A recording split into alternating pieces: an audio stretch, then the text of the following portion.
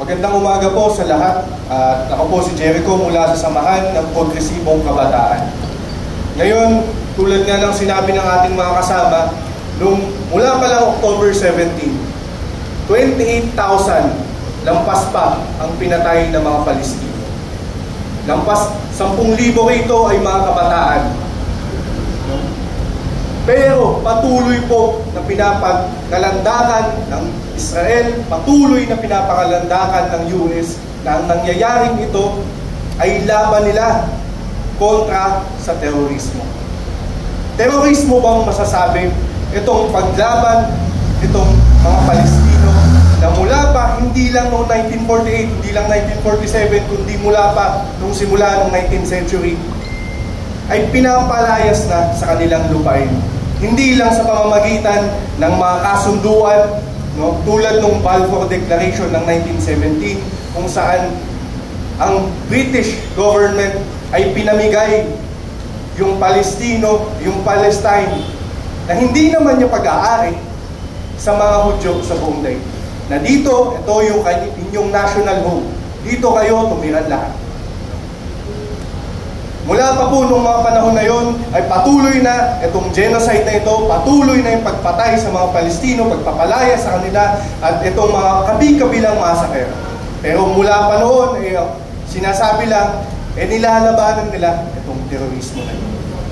Mga kasama, itong laban po ng Palestine ay hindi lang laban kontra sa Israel.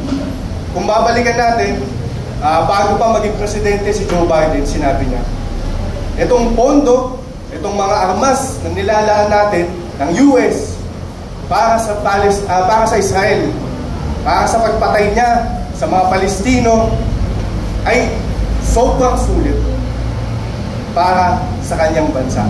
Dahil ito po yung nagsisiguro ng kanyang territorial control, ng kanyang control over the economy ng buong Middle East. Kung walang Israel, gagawa tayo ng Israel. Kung walang gera, gagawa tayo ng gera. Kung walang genocide, pagpapatuloy natin na bumuo ng gantong mga kwento, bumuo ng gantong mga naratibo upang patayin ang iba't ibang mga tao, iba't ibang mga komunidad sa buong daigdig upang panatilihin ang kanilang kontrol dito sa mga teritoryo ito. At itong mga kasama ay hindi lang solidarity. Wala tayo dito hindi lang para makikisa doon sa laban ng Palestine, kundi dahil nakikita natin tayo mismo ay biktima ng parehong naratibo, biktima ng parehong sistema. Ang US, ang imperialistang interes nila na pumapatay sa libo-libo at milyonarang Palestino dito sa Middle East, ay siya rin po na nagtutulak ng gera hindi lang sa Middle East, kundi sa Southeast Asia, sa Africa, sa South America, at lahat ng rehiyon sa mundo. Ngayon, itong nagbabadyang gera na sa pagitan ng US at ng China dito sa Southeast Asia, o tinatawag nga natin Southeast Asian Sea, no?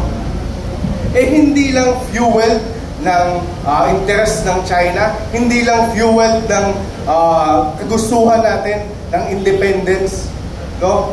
Kundi dahil sa patuloy na pagposisyon itong US upang kubkubin itong rehiyon na ito, upang palibutan yung China, yung patuloy nilang paglalaan nitong mga military presence nila dito sa Pilipinas, sa South China Sea, yung patuloy nilang pagpapalalo itong mga military treaties na nakikita nga natin sa Pilipinas. Iyan po yung lalong nagtutulak nung gera na nakikita natin ngayon, na kahit saan tayo mag-side, US man o China, no?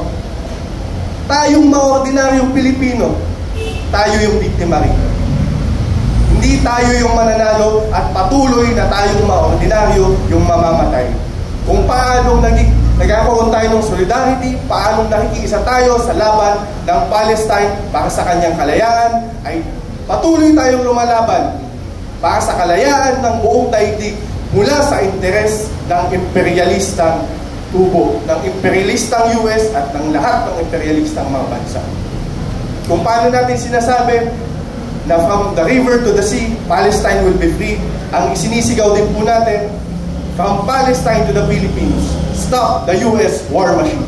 Yun lamang po at maraming salamat.